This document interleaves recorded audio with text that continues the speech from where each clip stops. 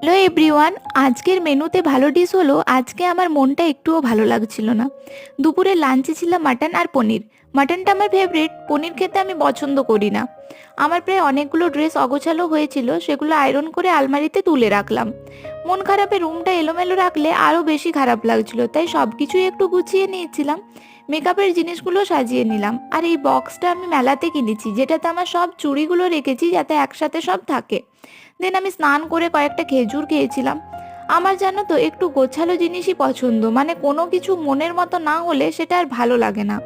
দেন বিকেলে মোদির সাথে আমরা কালী মন্দিরে প্রণাম করে একটু ঘুরে বাড়ি এসেছিলাম। বাড়িতে এসে আড্ডা দিয়েছিলাম, আর রাত্রে আমাদের মন্দিরে খিচুড়ি খেতে গিয়েছিলাম। নেক্সট ডে আমার স্কুলের এক ফ্রেন্ড এসেছিল আমার কাছে ফেসিয়াল করতে, মানে ও আইব্রো ডিট্যান ব্লিচ ফেসিয়াল সবই করেছিল, তাই দুপুরে এসে একবারে সন্ধ্যেতে বাড়ি গিয়েছিল। চলো ভাই, আজ এই পর্যন্তই, দেখা হবে নেক্সট মিনি ব্লগে।